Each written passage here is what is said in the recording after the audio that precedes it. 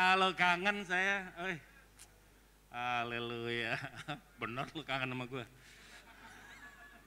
Suka enggak aja deh. Bapak Ibu yang dikasih Tuhan, saya tadi kaget loh. Saya pikir anak saya salah jalan.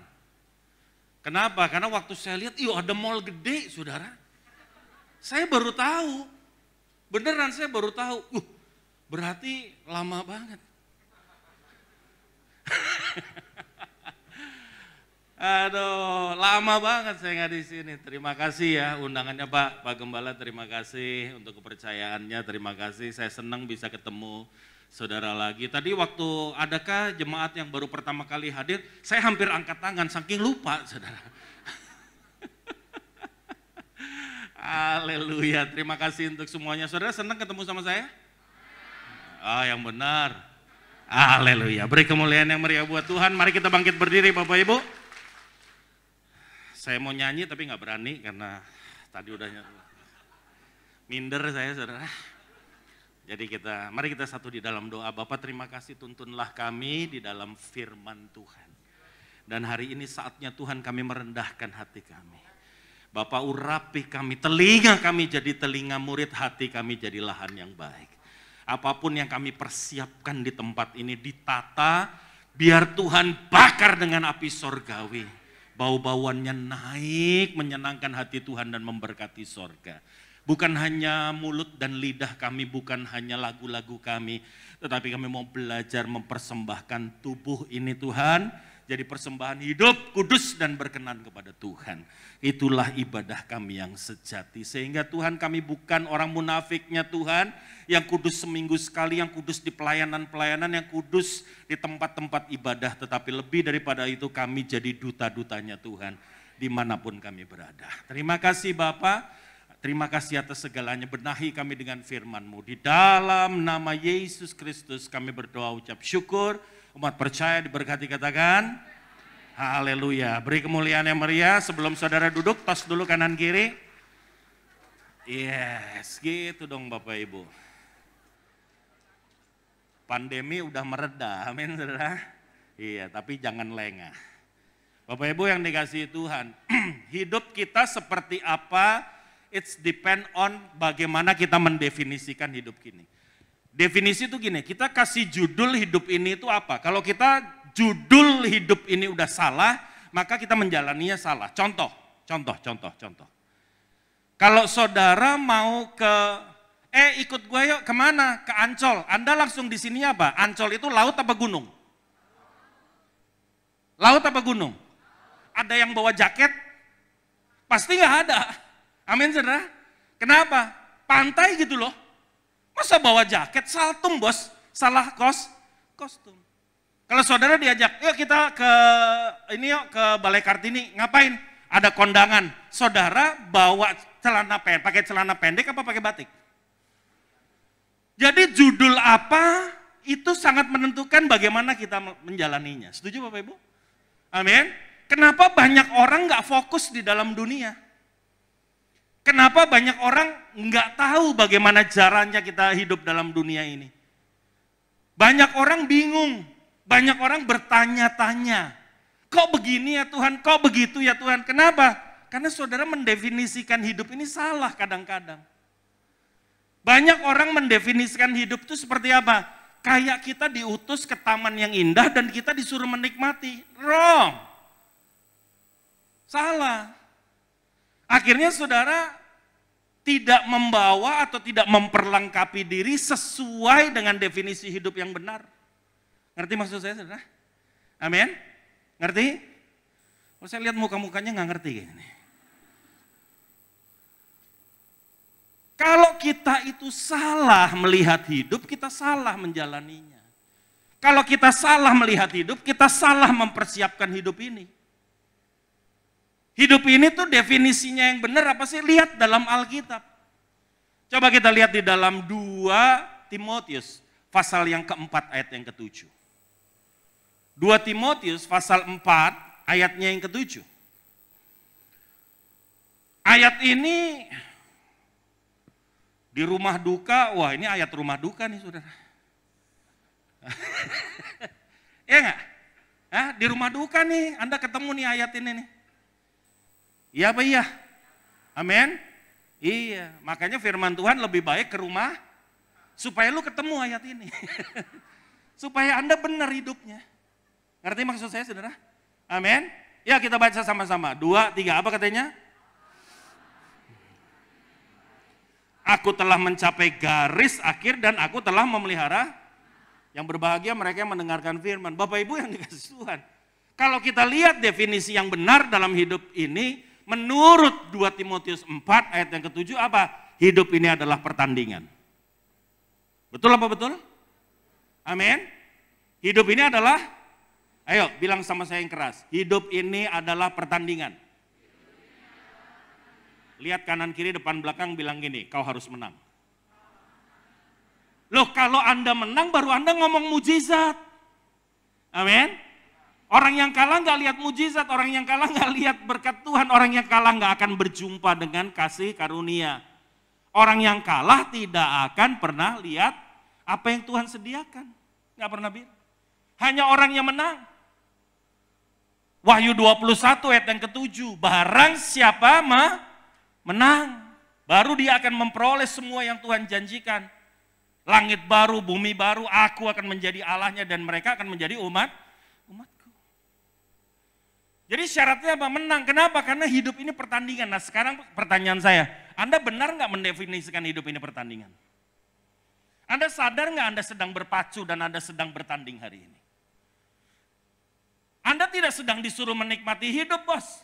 Hidup itu dinikmatinya nanti di Yerusalem baru, langit baru, bumi baru, langit baru. Amin, saudara. Baru menikmati.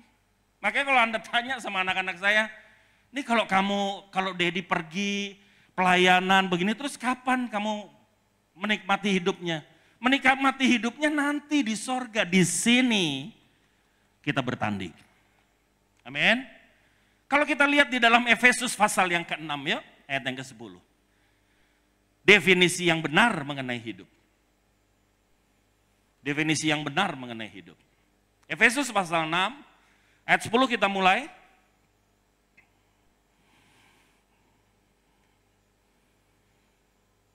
Ini KKR pertama saya dikasih mic 3, saudara. 1, 2, 3. Bapak Ibu yang dikasih, yuk kita baca. 2, 3, apa katanya? Kok Keluaran? Efesus, Pak. Wah, ini jebakan Batman nih. Efesus pasal yang ke-6, saudara. Ya, ayat yang ke-10. Kita baca 2, 3. Apa katanya? Dalam Tuhan, di dalam kekuatan kuasanya. Terusin ayat 11. Kenakanlah seluruh perlengkapan senjata Allah supaya kamu dapat bertahan tipu muslihat iblis, ayat 12.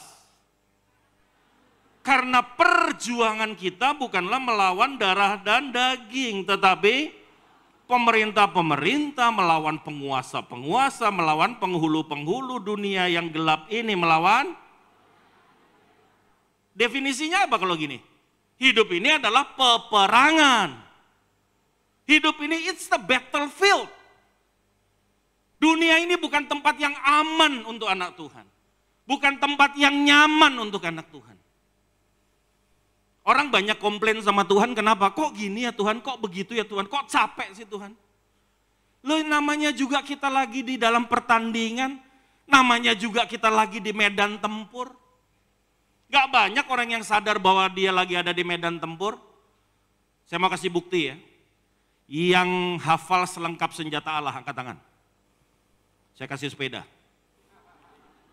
Asal lu bisa sebutin 5. Angkat 1. Dari segini banyak cuma 1. Oh ampuni mereka Tuhan, karena mereka nggak tahu. Kenapa Anda nggak hafal? Karena Anda berpikir saya nggak butuh, Pak. Betul? Kenapa Anda merasa Anda nggak butuh? Karena Anda tidak tahu bahwa dunia ini medan pertempuran. Ya Pak ya? Amin. Jadi jangan heran kalau Anda melihat yang namanya anak Tuhan itu bergelimpangan, mereka kalah di dalam hidup ini.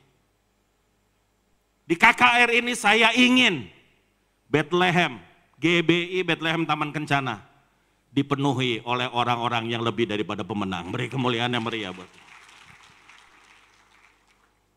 Mulainya dari mana? Mulainya definisikan hidup ini dengan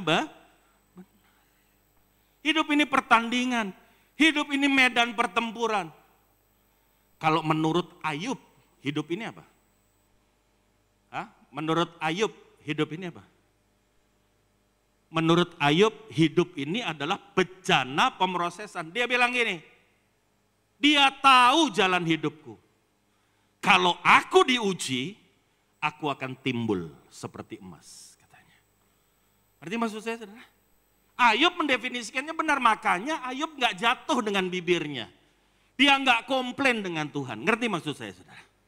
Kenapa? Karena dia tahu, yes, ada penderitaan, oh iya dong. Namanya aja medan tempur, ada air mata, oh iya pasti. Ini medan tempur, bos, bukan taman yang indah. Ngerti maksud saya, Bapak Ibu? Amin. Definisikan hidup dengan benar. Baru Anda akan menyikapinya juga dengan benar. Haleluya. Jadi gimana dong? Lihat dong simptomnya. Simptom pertandingan ada nggak di dalam hidup ini? Nih ya, pertandingan itu selalu ada start, ada finish. Iya apa enggak? Iya apa enggak? Lihat kanan kiri. Lihat kanan kiri, bilang gini, makanya lu bukan hanya lahir, lu juga mati juga ntar. Karena harus semua harus ada finishnya, Pak. Halo? Amin? Iya. Nggak usah digede-gedein. Orang meninggoy mah pasti, saudara. Saudara sama saya juga antri. Mendiang istri saya waktu 2020, dia divonis kanker. Kemudian saya bilang sebagai suami yang sangat mencintai dia, saya bilang di depannya ada anak saya, ada di depan anak-anak saya bilang, Hani, jangan takut. Tuhan pasti sembuhkan kamu. Jawabannya membuat saya terkejut. Kenapa? Karena dia bilang gini, dia pun, Hani, sembuh itu bukan target buat saya. Hah? Maksud lo? Sembuh itu bukan target. Kalau Tuhan yang aku sembah, Bapamu dan Bapakku yang selama ini kita layani, dia mau sembuhkan aku, dia sembuhkan aku detik ini juga. Tanpa apa-apa. Kenapa? Karena dia Bapa yang penuh kuasa. Amin, saudara. Dia bisa kok nyembuhin aku. Tetapi kalau dia izinkan kita berproses, melalui medis, melalui pergumulan hidup, itu ada sesuatu yang Tuhan sedang ajar di dalam hidup kita. Dia ingetin saya, Yakobus pasal yang pertama. Ingat ya, bahwa dia akan mengajar kita sampai kita jadi orang yang tekun.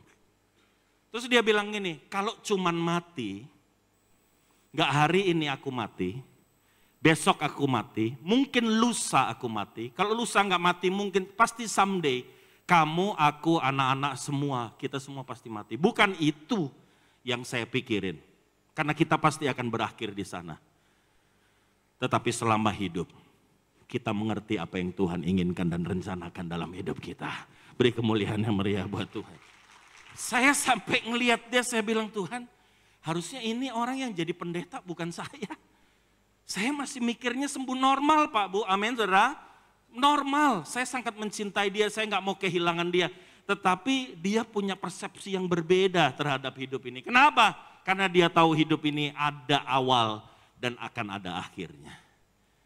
Dan dia bilang sama saya gini, nanti kalau waktunya entah siapapun dipanggil Tuhan, kamu panggil 2000 pendeta. Pendeta itu tumpang tangan, tumpang kaki, tumpang segala macam, saudara. Saya mau kasih tahu, dia bilang gini, mujizat tidak terjadi. Bukan pendetanya kurang sakti. Kenapa? Karena kita memang harus kembali pulang ke rumah kita. Makanya waktu dia terus drop 2 tahun, dia dirawat 2 tahun 5 bulan, saudara. Dan sampai pada akhirnya dia menghembuskan nafas terakhirnya di Gatot Subroto. Kami sekeluarga kami kuat. Kenapa? Karena kami tahu dia sangat siap. Meninggal hari Selasa, hari Minggu, udah gak bisa ngapa-ngapain nih. Buka mata nggak bisa saya sama anak saya tuh. Saya habis pelayanan dari Sungai Yordan, dari Taman Ratu, pulang terus saya bilang, nah ini kita gereja ya, online ya. Terus dia cuman gini, begitu pujian penyembahan kita putar, dia angkat tangan.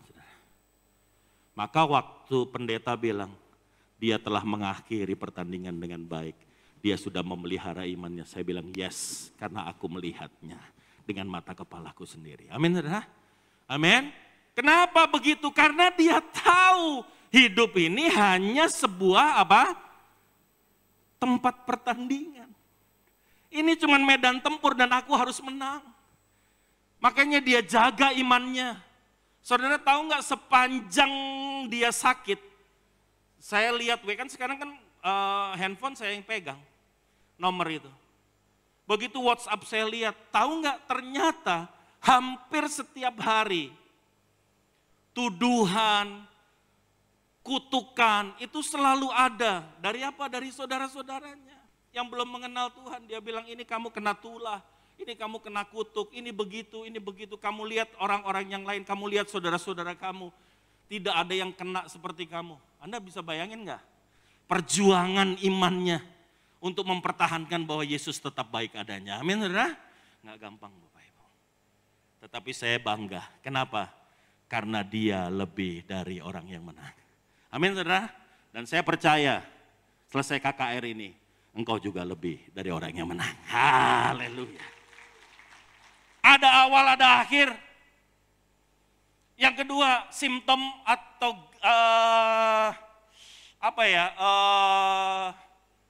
simptom dari pertandingan. Apa? Ada nggak? Ada. Pertandingan itu selalu melelahkan. Bilang sama saya melelahkan. Bilang sama saya melelahkan. Lihat kanan kiri bilang, hidup capek nggak bos? Capek Pak. Capek? Capek. Nyanyi aja capek. Amin. Saya lihat dari sini walaupun pakai masker kelihatan nih capek hidup nih. Capek Pak. Memang hidup itu pertandingan, drowning your energy. Makanya Rasul Paulus berkata apa? Hidupku Kristus, mati adalah lihat kanan kiri, berangkat ya. Loh itu betul loh. Bahkan Rasul Paulus kalau disuruh milih dia bilang lebih baik aku pergi berjumpa dengan dia. Setuju Bapak Ibu? Karena dia tahu, karena dia merasakan melelahkan. Saya lihat nih wajah-wajahnya pada kisut, dulunya enggak kisut. Dulu enggak kisut, yuk sekarang kisut Bapak Ibu. Tadi siapa? Yang nyanyi? Melita. Melita belum kisut, bentar lagi Melita. Kamu juga pasti akan mengalami kisut itu. Dunia ini melelahkan, amin saudara. Capek bos. Anda mau telan itu yang namanya anti-aging tetap tua Pak. Haleluya, amin. It's life, betul? Iya. Makanya banyak dengar firman Tuhan, kurangin drama Korea. Iman timbul dari pendengaran akan firman Tuhan, bukan dari drama. Kebanyakan nonton drama Korea lebay loh. Aduh, hidup itu tidak seindah drama Korea Bapak Ibu. Hidup ini melelahkan. Kenapa? Bertanding kita ini. Ini gelanggang pertandingan, bukan tempat yang nyaman. Setuju sama saya? Amin, amin. Iya loh. Jadi santai aja.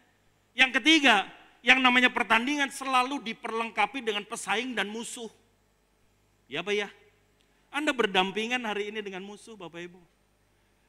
Musuhmu tidak dimusnahkan.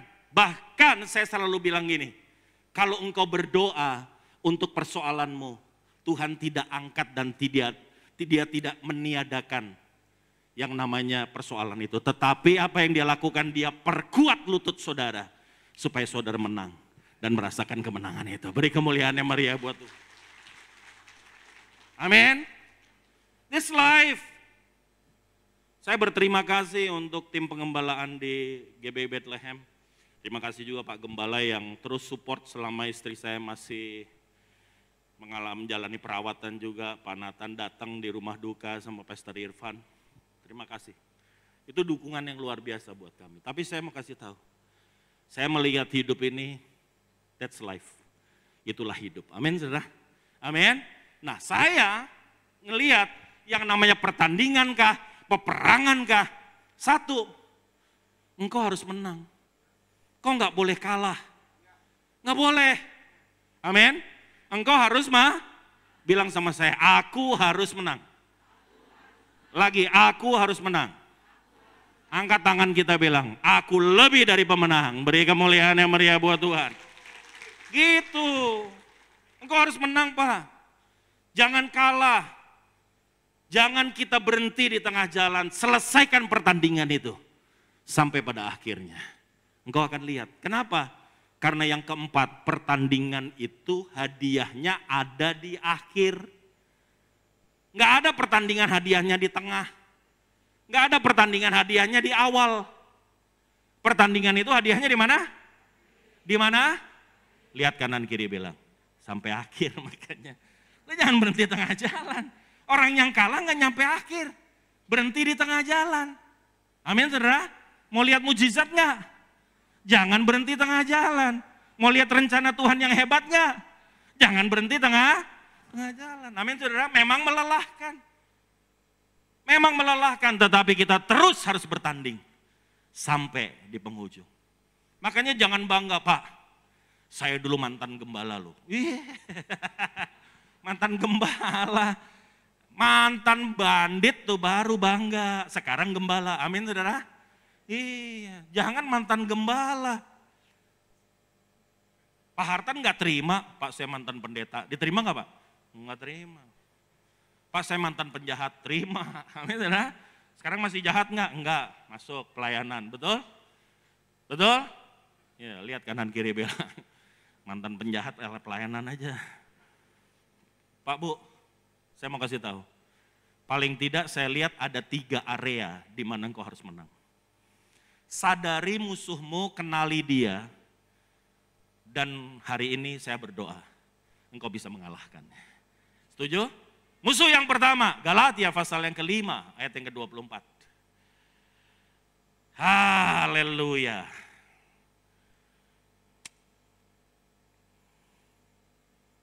Galatia pasal 5 ayat yang ke-4. Demikian firman Tuhan, kita baca sama-sama 2, 3, apa katanya? Barang siapa menjadi milik Kristus Yesus, ia telah dengan segala hawa nafsu dan yang pertama, siapa musuh kita? Diri kita. Siapa yang harus dikalahkan? Diri kita. Siapa musuh terbesar kita? Diri kita sendiri. Lihat kanan kiri, bilang sama gini, Ci, gua lihat musuh terbesar lu. Gitu. Sambil lihat. Nanti Anda di wastafel, gosok gigi, ngaca kan? Itu musuh terbesar saudara. Siapa? Diri saudara. Musuh terbesar saudara bukan orang lain. Bukan iblis. Kalau saudara menang terhadap diri saudara, saya mau kasih tahu, iblis gak bisa bikin apa-apa dalam hidupmu. Iblis gak bisa kerja. Iblis gak bisa berkarya dalam hidup saudara. Hanya orang-orang yang gak menang terhadap dirinya, maka iblis bisa memanfaatkan dia. Menanglah terhadap diri sendiri, terhadap apa? Tinggi hati.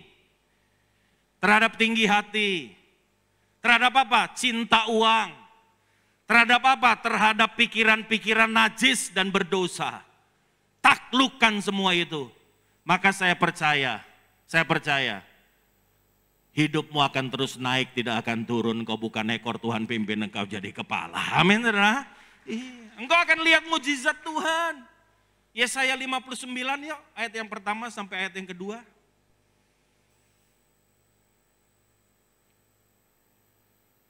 Pahlawan yang besar mereka yang mengalahkan berlaksa-laksa musuh. Tetapi yang terbesar mereka yang mengalahkan diri sendiri. Daud itu hebat. Hebat.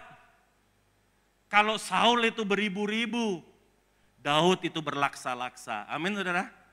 Tetapi ternyata dia takluk Bukan sama siapa-siapa, sama siapa? Dirinya sendiri, nggak sanggup dia.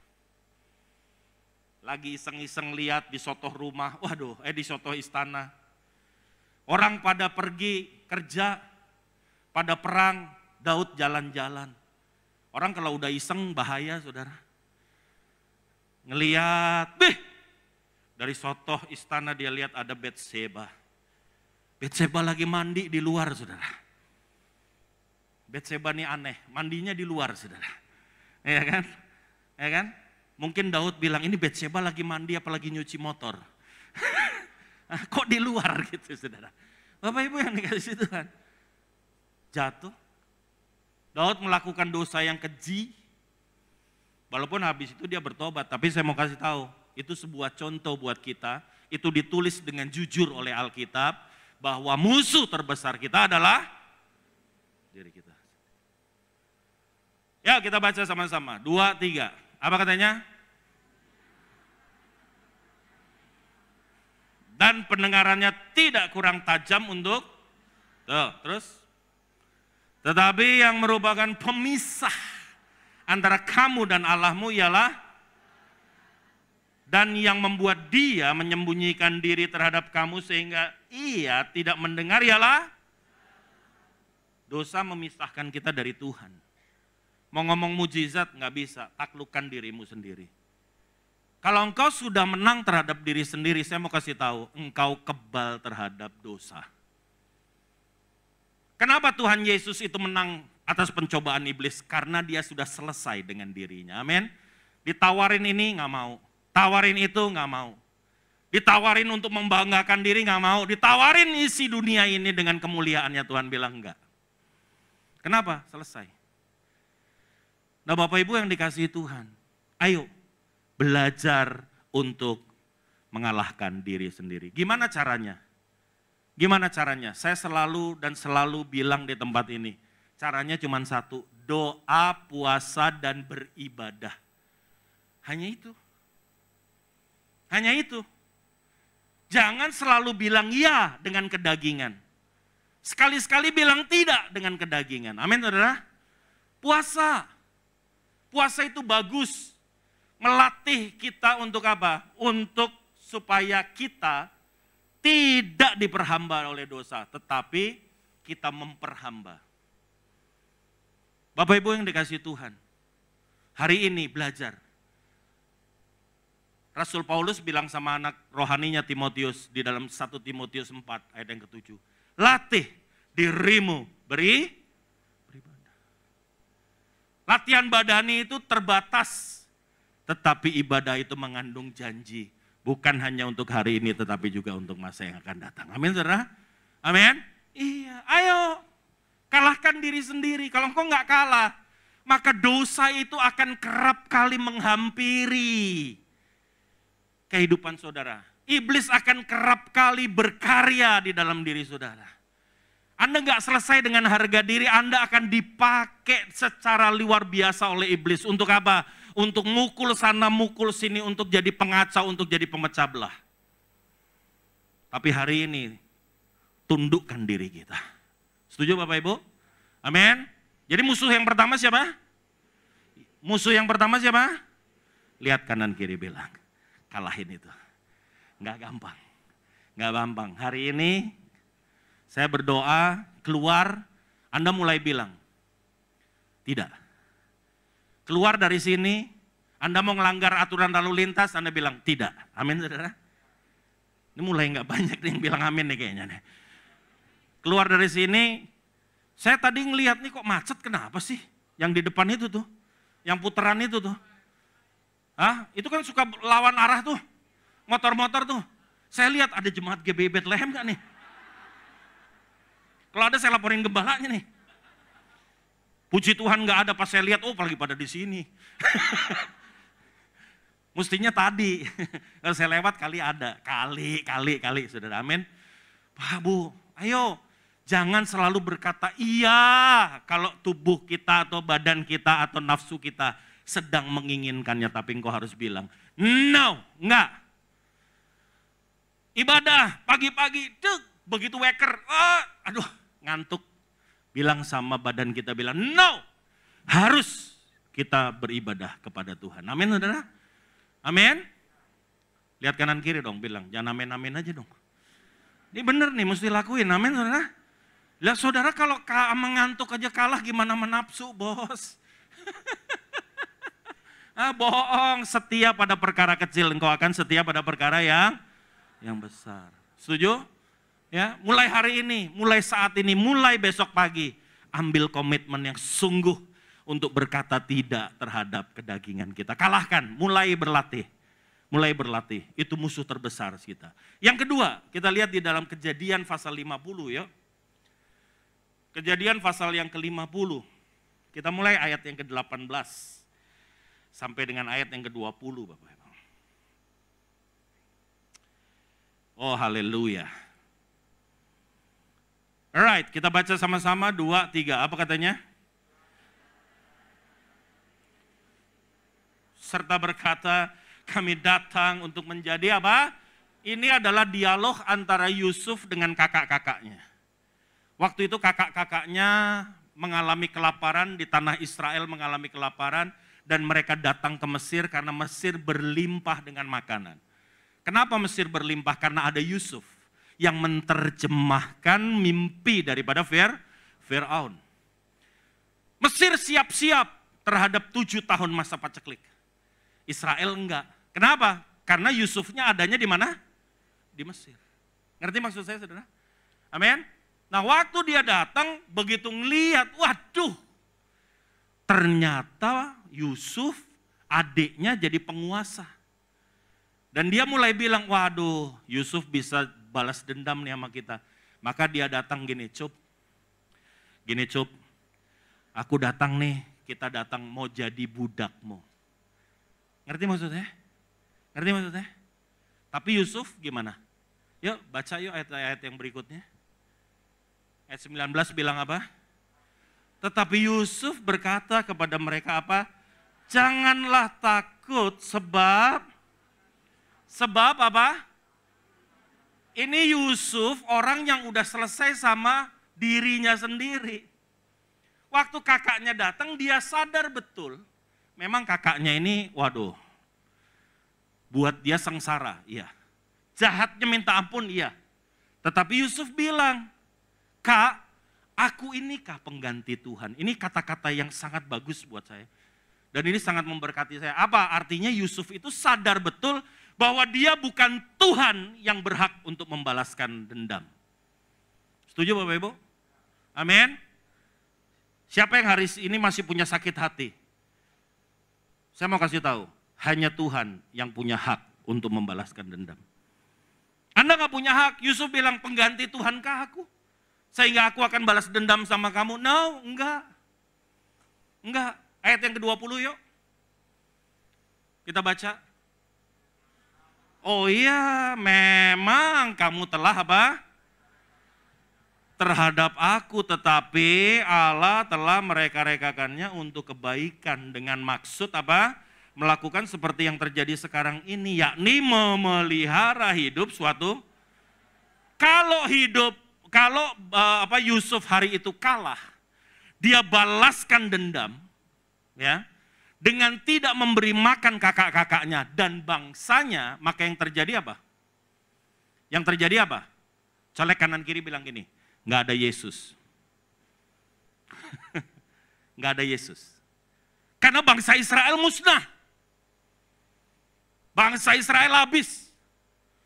Justru ada garis keturunan kalau Anda lihat di dalam Matius 1, mulai dari Abraham terus. Kenapa? Karena semuanya terpelihara. Hampir musnah lagi bangsa Israel di mana? Di zamannya Esther.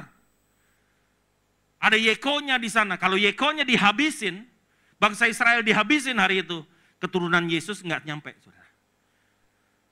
Yusuf menang.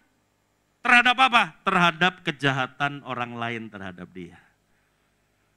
Musuh yang kedua, apa? Kejahatan orang. Anda harus menang terhadap itu. Seorang ibu, dia bakar sampah. Lagi bakar sampah, api mulai menyala, dia lihat di dalam sampah itu yang menyala itu Ada yang menggeliat-geliat, ternyata ada ular, saudara. Begitu dia lihat ada ular, dia lihat ibu ini ngelihat ular, diambil ularnya. Ditolong dikeluarin supaya nggak kebakar. Kasihan ularnya. Begitu ular dikeluarin, apa yang terjadi? Dia balik, dia gigit tangan ibu itu.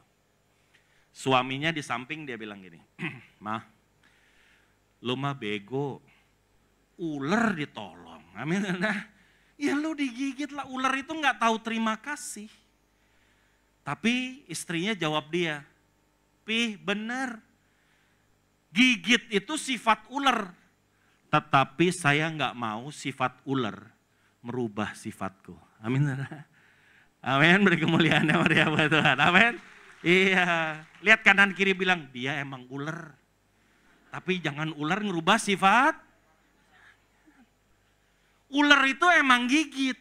Ular itu memang nggak tahu terima kasih tuh. Tapi itu bukan alasan untuk kita tidak menolong dia. Setuju Bapak Ibu? Amin. Iya.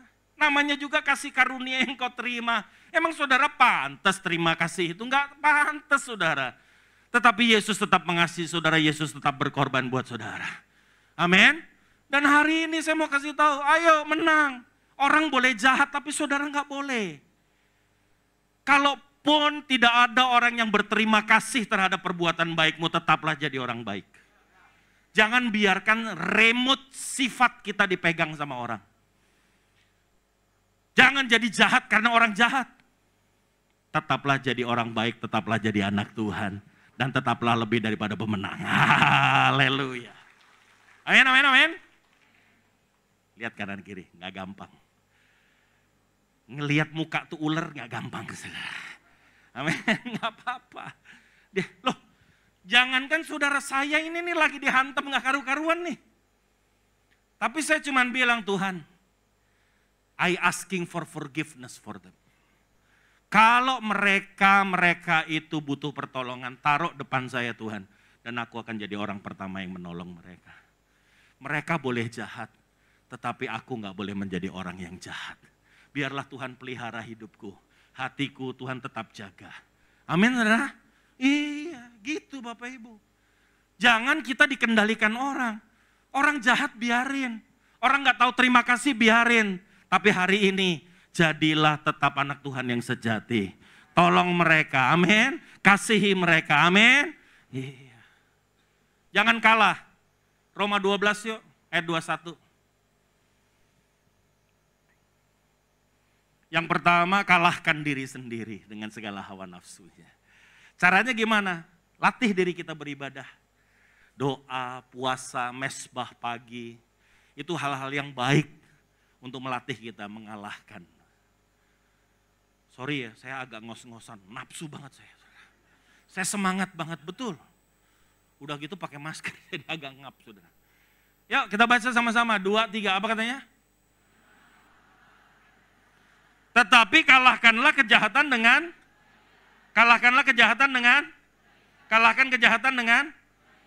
kejahatan itu cuma kalah dengan kebaikan. Anda nggak bisa kalahkan kejahatan dengan kejahatan, nggak bisa. It happened di mana? Di Afrika Selatan.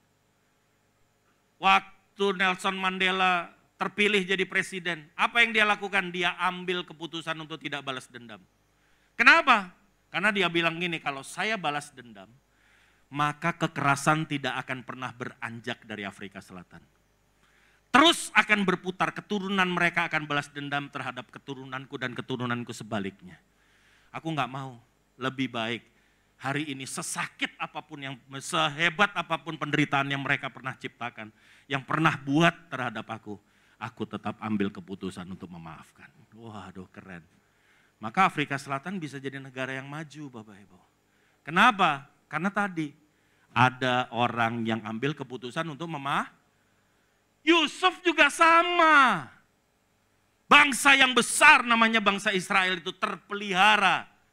Tidak musnah. Kenapa? Karena Yusuf ambil keputusan untuk memaafkan kakak-kakaknya.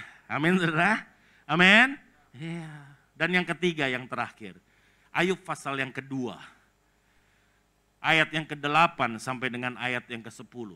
Haleluya. Ayub pasal 2,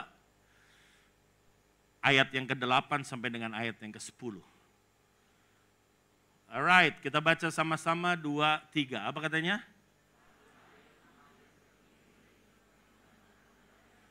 Sambil duduk di tengah-tengah abu, terus maka berkatalah siapa? Istrinya kepadanya, masih bertekunkah engkau dalam kesalehanmu? Kutukilah Allahmu dan matilah.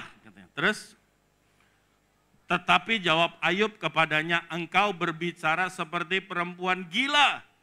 Apakah kita mau menerima yang baik dari Allah, tetapi tidak mau menerima yang buruk? Dalam semuanya itu Ayub tidak berbuat dosa dengan. Ini saya mau kasih kita ikut, coba tolong Anda menempatkan diri Anda sebagai istri Ayub. Oke? Ya. Saya kalau menempatkan diri saya, I put myself in her shoes, saya taruh hidup saya sebagai istri Ayub, saya pikir istri Ayub wajar berkata seperti ini. Kenapa? Karena sepanjang dia jadi nyonyah Ayub, dia lihat suaminya ini nggak pernah melakukan yang buruk terhadap Tuhan, nggak pernah berdosa, hidupnya kudus, Bapak Ibu. Kok Pak Zifki tahu-tahu? Karena Tuhan puji Ayub. Dia adalah ayah yang sayang terhadap anak-anaknya, dan dia juga punya tangan yang terampil dalam mengelola usaha. Maka ternaknya terus bertambah, dia jadi orang yang terkaya hari itu. Artinya apa? Ayub ini orang yang sempurna, Bapak Ibu. Nah, selama dia mendampingi Ayub, dia lihat bahwa Ayub gak pernah gagal sama Tuhan. Tapi apa yang terjadi? Apa yang Tuhan lakukan terhadap kehidupan Ayub? Ayub mengalami kebangkrutan yang besar.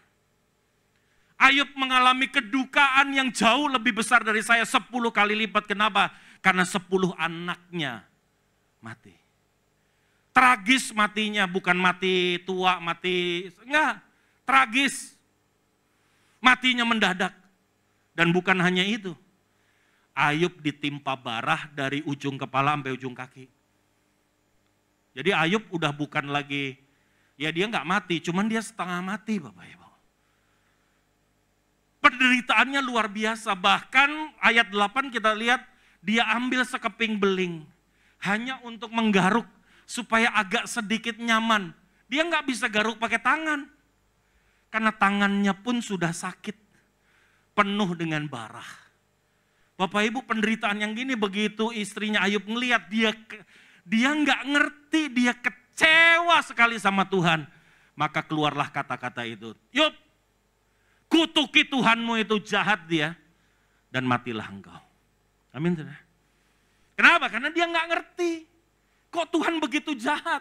Kok Tuhan lakukan begitu, Bapak Ibu?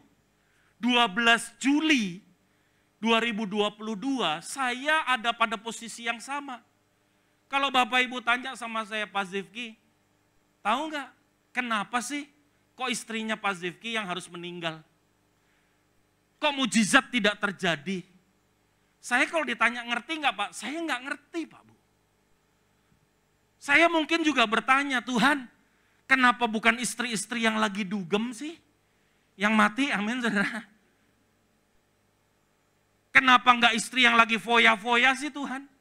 Kenapa enggak istri yang lagi nyabu yang mati Tuhan? Kenapa istri saya yang sedang ngerawat anak-anak panti, yang sedang mendampingi seorang hamba Tuhan, yang melakukan karena yang begitu menjadi penolong yang luar biasa. Kalau Anda tanya saya jujur saudara, saya enggak ngerti. Saya enggak tahu. Tetapi aku enggak mau kalah dengan ketidakmengertianku. Aku mau pakai iman sebagai perisaiku. Dan aku tetap berkata, baik tidak baik, Tuhan kita tetap Tuhan yang baik. Amin, saudara. Amin. Iya. Kalau kita kalah terhadap ketidakmengertian kita, kita jatuh pada kekecewaan. Dan firman Tuhan berkata, berbahagialah engkau yang tidak kecewa dan menolak aku. Amin, saudara. Jangan sampai engkau datang, mungkin hari ini engkau nggak ngerti, Tuhan kenapa ya? Tuhan kenapa ya? Engkau hari ini sedang bertanya, engkau datang ke sini, dan engkau sedang bertanya why? Kenapa Tuhan? Kenapa Tuhan? Kenapa kok begini, kenapa kok begitu? Bukankah selama ini aku hidup menyenangkan hati Tuhan, tapi hari ini Bapak Ibu yang dikasih Tuhan, jangan kalah dengan ketidakmengertianmu. Jangan jatuh pada kekecewaan. Amin Bapak Ibu? Amin. Jangan. Tetapi hari ini mari kita pakai perisai iman kita dan kita mulai berkata, tidak ada yang buruk di dalam hati Tuhan. Baik tidak baik, Yesus kita tetap Tuhan yang baik. Beri kemuliaan yang meriah buat Tuhan. Saya simpulkan firman Tuhan hari ini Bapak Ibu. Hidup ini adalah pertandingan. Hidup ini adalah peperangan. Kunci daripada engkau menikmati segala yang Tuhan janjikan cuma satu. Engkau harus keluar lebih daripada orang yang menang. Dan itu janji Tuhan. Kalau Allah di pihakmu, maka siapa yang akan menjadi lawanmu? Engkau akan lebih daripada orang yang menang. Hari ini taklukkan dirimu sendiri di hadapan Tuhan. Amin. Yang kedua, kalahkan kejahatan orang lain. Jangan biarkan kejahatan orang lain itu menang terhadap diri saudara. Dan yang ketiga, kalahkan yang apa? Ketidakmengertian kita. Mungkin hari ini kita nggak tahu, mungkin hari ini kita nggak ngerti. Tapi doa saya, jangan jatuh kepada kekecewaan. Dan saya percaya, waktu engkau lebih daripada orang yang menang, engkau lihat, engkau akan berjalan dari satu kemuliaan pada kemuliaan yang lain. Dari satu mujizat kepada mujizat yang lain. Beri kemuliaan yang meriah buat Tuhan. Mari kita bangkit berdiri Bapak Ibu. Haleluya.